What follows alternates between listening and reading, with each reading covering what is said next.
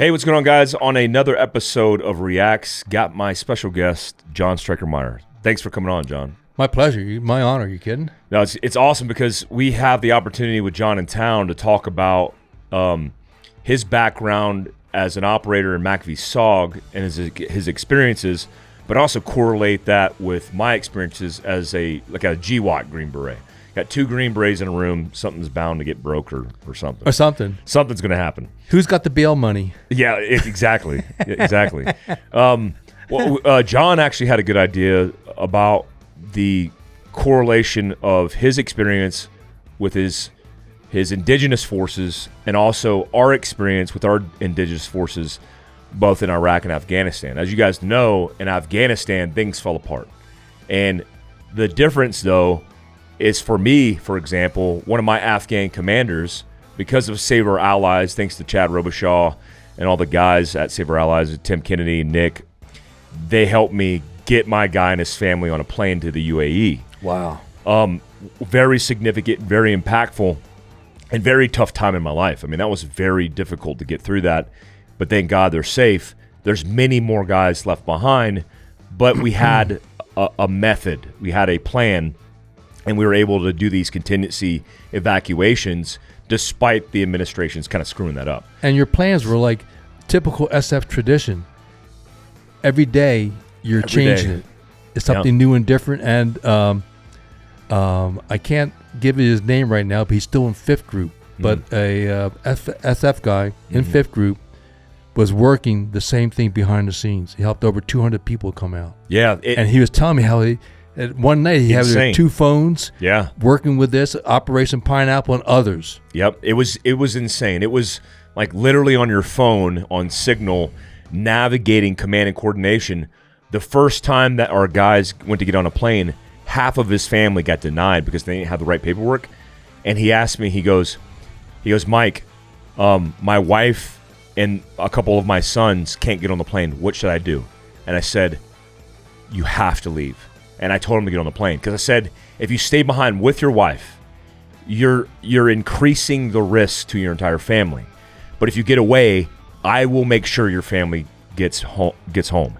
And when I said that, I didn't believe it because I didn't know if it was a possibility. Sure. But I wanted him to be safe. But I also wanted him to separate from his family because I didn't want him to get rolled up in Afghanistan by the Taliban. He got safe, and 2 weeks later, thanks to the hard work of Save Our Allies and my team as well, we got his entire family out. And 2 weeks later, but you did it. Yeah, it was tough. Compared to you, though, this is the heartbreaking truth of war, especially with American influence and combat, where often we leave guys behind that we serve with. Now, I pulled up a picture that is tied to another picture that we talked about in Reacts, which is the same day. Can you give me some context for this picture? Oh, sure. It was October the 6th, 1968. We were just getting ready literally to get on the King Bees, the South Vietnamese Air Force helicopters, for an insertion into Laos and to target Echo 4. And the primary mission was an area reconnaissance, but the secondary mission, we had heard some intel reports that there was an American POW camp in Laos. Wow. And we were hoping to try to get to it. So we got inserted in the morning. So this is our, if you look at Sal, he's pissed because they were superstitious. This is the last time we ever took a picture before a mission. He didn't want to do that. Sal's in the middle right there. So we start from the left. This is our point man, Phuc. He was from North Vietnam. His family came south in 1954 because when Dien Bien Phu fell, there was 18 months where anybody in the north could come south and anybody in the south could go north. Well, hundreds of thousands came south, including Phuc's family. And he was our new point man that Sal trained. This is Nguyen Kong Hep. He was our interpreter, spoke 4 languages, and corrected my English. Oh, wow. And he was a proverbial smartass. Awesome. Translators usually are. Yeah, absolutely. And, of course, you can see Hep with his sunglasses, ever present. Day or night in the jungle, in bed with a sweetheart, whatever, they were there. And then Nguyen Van Sao. And these two were what we built the team around. The Idaho was wiped out in May of 68, We rebuilt it. Were guys killed from Recce Team Idaho? Yeah, we had 5 or 6. We had 2 Americans, Glenn Lane and Bob Owen, who were KIA along with the team. And then we had 5 or 6 South Vietnamese. I don't know what the exact number was. So we had to rebuild the team. You had to rebuild it from scratch. We did. Yeah. But these 2 were the key points. And then we had Phuc, who Sal trained up. So on this day, for this mission, we got inserted into Laos. And this is Jim Davison. He was assigned to that team. It was the first mission. Don Wolken was the team leader. I was the assistant team leader by that time. And I carried the radio. Is that a typical task org for a recce team in MAC V-SOG? Yeah. 6 guys? 6, 8. Some guys like the 8-man. Some guys ran bigger teams down south. They ran a 12-man. Yeah. But for me, particularly with Laos, I tried to get the 6-man because under heavy enemy fire, sometimes you only get 1 helicopter in. You could usually get 6 men out. Yeah. On 1 helo. 1 helo. Is it a Huey or a King Bee? Well, no, we had King Bees. King Bees, yeah. Our primary aircraft was South Vietnamese Air Force, the 219 Special Operations Squadron. Yeah. And they were flown by Vietnamese. Flown by Vietnamese, fearless. They had blood in their veins. Yeah. Amazing men. I've heard some amazing stories about them. Yeah, we could do a whole Fearless. King Bee story. Yeah. Interesting. So the guy on the far left, the black guy. Yes, Jim Davison. He is a Green Beret. No, he came in into our program for the 173rd. Really? And so he's just coming in, and he would have earned the Green Beret. So after that mission, we gave him one. And then he became an SF guy? Well, we gave him his beret, but I believe they gave him the beret. Because what happened was we were engaged with the enemy for 4 hours before we got extracted. On this specific mission, on the next day. His first mission. Welcome to the Secret War. And he a few days later, Don Wolken got promoted to a Covey rider, and I became the team leader. Yeah, and a Covey rider, for people who are listening to this, is forward air controller. Correct. That's able to call CAS from the air. Right. So what we did was the Air Force pilot would be in the plane, but those on the ground would talk to the rider, the Covey rider, who was an experienced Green Beret. So you had tactical experience. Right. Yeah. So that way we could talk tactics. Yeah. And then did he ever become an SF guy? I don't know, because after that mission, Jim came up to me and said, I had a year with the 173rd. I've never seen anything like this, and I can't do another one. Oh. But during the time on the ground, he stood tall with us. Wow. He never flinched. I get chills thinking about that because, I mean, you have a 173rd infantry guy. I'm assuming he's an infantry guy. He was infantry. Who seeing like the worst of war, because the 173rd, they did a lot of stuff in Vietnam. Absolutely. And he goes with MAC V-SOG, and he's like, whoa, this is insane. Yeah. This is crazy. Yep. That's amazing. And it's cool to see an infantry guy augmented to this. And it's common, actually. In the modern GWAT, I had hundreds of missions where we had infantry guys attached to us. And sometimes we'd take them and be like, you got to get rid of that uniform. Let's put you in different kit. Let's give you a different gun, because they just weren't set up for it, you know? Oh, yeah. And in 1968, at that point, our casualty rate was so bad that we were going to the 101st, the 173rd, to get anybody with combat experience to come over to get them on a team, to augment the team. Because if they were doing well, then they can go through the pipeline and they become Green Berets, right? And some of our guys would just get the beret after they ran several missions. Yeah. And crazy. Oh, yeah. Like not just a beret as a formality or a symbol, but actually be able to be SF qualified? Right. Some guys got it. Now, there's some that didn't get it. Yeah. Each story has a variable.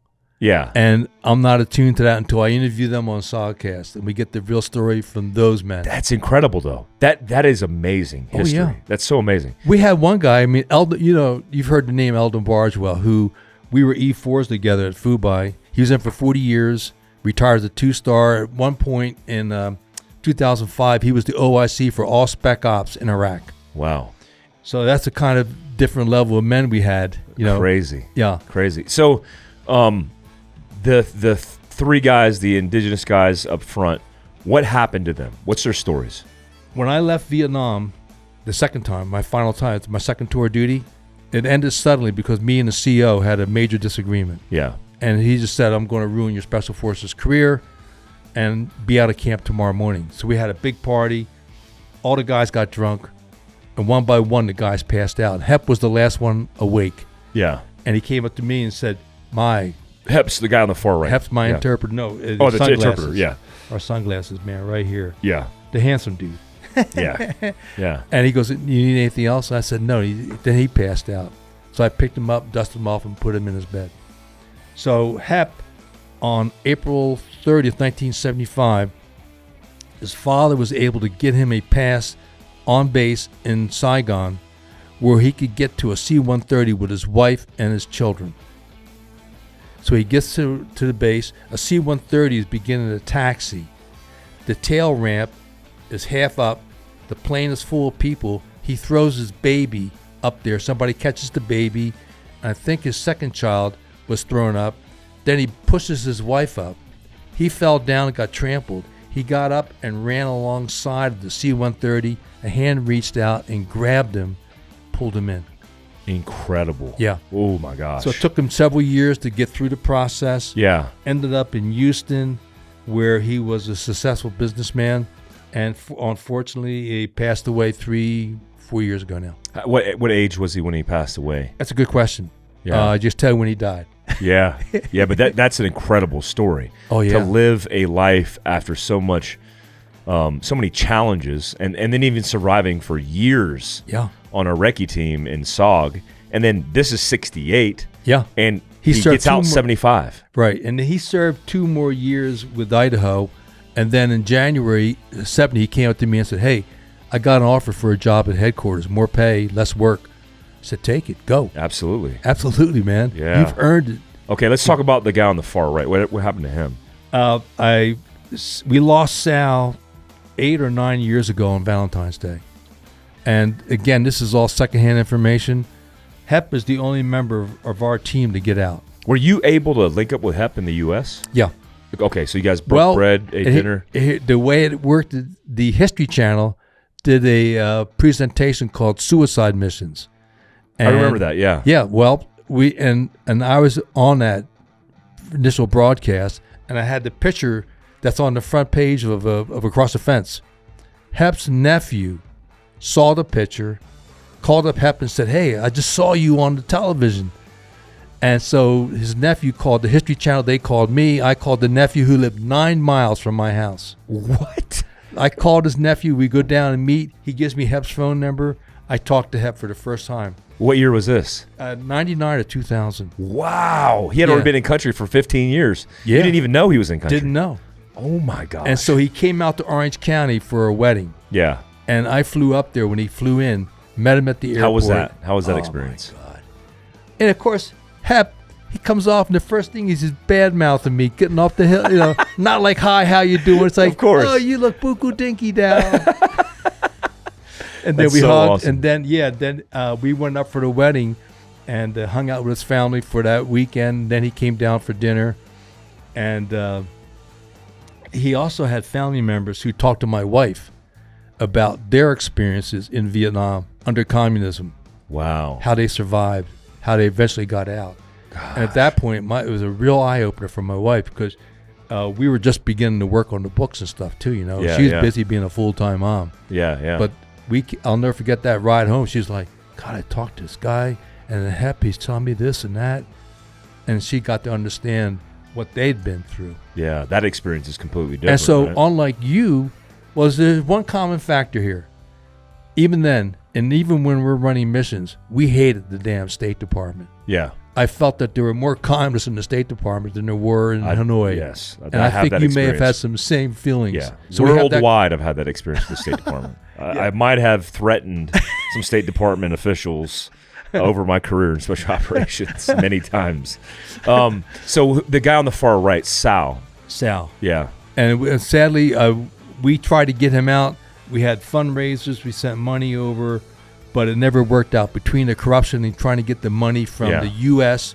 into Vietnam into his hands. Difficult. But he survived the war. Oh, he did. Yeah. He's a survivor. Long life. He did. Yeah. And he was able. Hep told me that Sal got a job with those rickshaws. Yeah. Running around Saigon hauling people around and making money off them, and he had a very, very low profile. That's incredible. If the communists knew who he was and they captured his ass, they would have killed him. Right there. Instantly. Yeah, because they didn't try to convert SOG guys; they just killed him. Oh my gosh, that's incredible. I'm glad he survived, but I can't imagine like there's guys that live these low signature lives that were members of the SOG. That's incredible. And like when we would sit around, not the campfire, we sit around at night in the team hooch talking. Sal was a farmer. He came from a farmer's family, a history of history. Wow. Family members, generation. He says, all I want to do is just go back and farm. Wow. He had his wife downtown, and he was deadly loyal to her. Just a sweetheart of a gal. Yeah. And all I want is this war to end. I don't want to be under the thumb of communism. Yeah. I want to be able to live a free man. Wow. And then the last guy, Fook. Fook. It's P-H-U-K. P-H-O-U-C. O-U-C, okay. Yeah, we got the Vietnamese spelling. Yeah. We could definitely tell him to go Fook himself. Go Fook himself. Yeah. What happened to him? Don't know. Hep lost contact with him, and most of the other guys, we knew one guy, Chow, who went down south, and he got into a battle with the white mice, who were the local downtown police. Yeah. Had a firefight with them, killed several of them. So he had to do an E&E, went further south. He ran a mission. Then during that mission, he was killed when he was on the mission. Wow. One of our SOG casualties. So he was actually killed on an op. Yeah. Really? But after he took out some white mice, police. Crazy. Oh, yeah. Crazy. And then here's another story. Now that we're talking, about 12 years ago, I got a phone call from a Frenchman. He said, I was in a library in Nashville, and your book was there, and the lady said that some guy, a Vietnamese guy, came in asking about the book and said we didn't know who it was or who to talk to. And his name was Fook. Really? Yeah, and I tried. And he was inquiring about the book because Doug had put it in a couple of the local libraries. Wow. Can you imagine? I know. I tried. We called the library, went to the resource, to the guards, and Doug was down there several times trying to find him. Wow. Because we love Fook. That's incredible, man. But what crazy history. I know. Let's in summary, we'll close it out, but don't forget, here's the difference. You were able to help your people. Yeah. On April 30th, I sat in the men's room where I was working and wept. Yeah. Because I'm a newspaper guy. Yeah, helpless completely. There's no internet, no phones. We could work like you did. And I was sitting there going, oh, you guys are doing great. And like my guy Tom I was telling you about, he's a technician and still with SF. He said he was working. And I was trying to help out, and we did network. And now the nonprofit where I used to work, they're putting together, they've hired an Afghani interpreter. Yeah. Who has several letters of recommendations from different SF commands during his time of service. Lost a leg, had to get a new prosthesis, and he's now hired by our nonprofit. They bought him a house, a truck, and he's now going to be vetting Afghanis to come into our nonprofit back in California. It's incredible. Yeah. And he had to get a new prosthesis. They had a fundraiser, raised $40,000 for him. Got him the right one. Got him a new prosthesis. You talk to companies like Black Rifle Coffee. Evan's done the same. There's Afghans that work for him down in Salt Lake City at the coffee shop. I have some of my guys. My guy, Hamayun, once he gets to UAE, will be working for me as well. I'll employ his whole family. I want to make sure they're taken care of.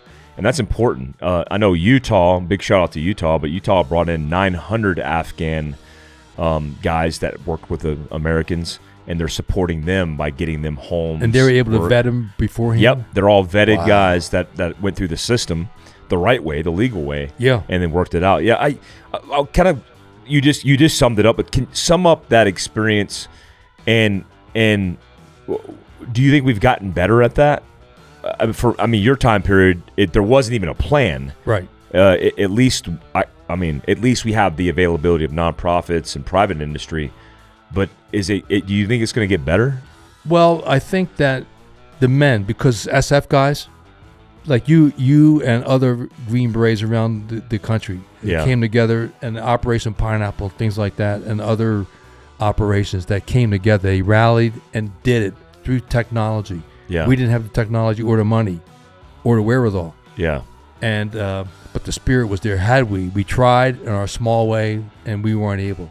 That's what just gnaws on my stomach every day. Yeah. It's up to me. I would have done a bright light to go down and pick the team up and bring it back to the States. Does it keep you up at night? Is it something that's... No. I know that if they were alive today, they would tell me, if you tried. Yeah. And as though as feeble as it was, yeah. At night I lay down, just like we trained, you got to get your sleep. Yeah. To keep going. Yeah. So we're trying to get our stories out anytime we can to talk about the heroics of my team members, South Vietnamese, because not all Americans have positive experiences with our allies. Yeah, yeah. Some had negatory. A lot, yeah. I'm blessed. I was blessed. We never had to worry about friendly fire. Never had to worry about these guys folding up their tent and running in the middle of a firefight. Yeah. They were ready to die. Yeah. What happened to the tall guy next to you? Don Wolken lives in Missouri. Just lost his wife. She died from cancer. Oh, sorry to hear that. Sorry to hear that. And Jim is down in New Orleans. We've not communicated much because he's gone through some health issues. Yeah. And I've talked to him and his family a few times, said, hey, get back to me. They don't get back to me. And so we're so busy with life and our family and everything here. And then I see Don every year. We have an annual reunion. The Special Operations Association meets. Yeah. This is the one with their group? Or is this different? No, this is different. The Special Operations Association was founded by SOG members. Jim Butler was in 001. Yeah. They formed in 76, and we've had annual reunions ever since. Yeah, they're a nonprofit. Nonprofit. Yeah. It's started by SOG. Then we have all the air assets now, all the helicopter units that serve with us. We had the SPADs that are in there. Wow. We've offered fast movers, but the Air Force officers are just a little too good for us. Yeah, yeah. But that's okay. Offered. Is that only for SOG guys, or is that Green Berets? No, it's Green Berets too. Oh, I need to get in that group. Well, you do. I need to join that. You will. Oh, and that's one of our things we're working on. We've expanded the bylaws. 20 years ago, the bylaws were very tight for SOG and across the fence. Yeah. So now they've loosened them because we don't want it to be a last man standing like the Flying Tigers. Yeah. The last man died, took the bottle of bourbon with him, all that. We don't want that. We're hoping to expand it. Keep it alive. We'll talk more about that off camera. I'd love to be a part of that. And we'll put the link down below in these notes so you guys can donate. You got to keep this history alive. That's why we have these conversations. John, thanks for being on this. My honor. With me. Yeah. And it's like I said, again, my honor here is to see what you guys did, because not only did you do the missions, but you took the next step. I appreciate that. I think in our own ways, inspiring a new generation of warriors is the goal and the objective here. But it's incredible for me to sit next to you and have this opportunity to kind of share these experiences. Well, I've heard your awesome. podcast on Jocko Willink. Yeah, don't where go I finally got some insight into you, sir. Little intel. Yeah. So if you watch Jocko Willink with Michael A. Glover the one and the only, it's an eye opener. It's a good one. Jocko interrogated me really well. Between him and Sean Ryan. Yeah, Sean Ryan's was good too. Those are Sean Ryan, the SOGcast, Jocko's podcast, Andy Stump, Jack Carr. All these guys are doing great work, and I love seeing it because it's like this collaborative effort of special operations guys doing positive stuff. GBRS included in that. Super impactful, man. I love it. Thanks so much, John. I appreciate you. My pleasure. Airborne. Yeah, Airborne. Thank you so much. Thanks, guys, for tuning in. Make sure you subscribe, hit the notification tab, follow all the links below, including SOGcast on YouTube, on the podcast. I appreciate you. Till next time. Thanks, guys.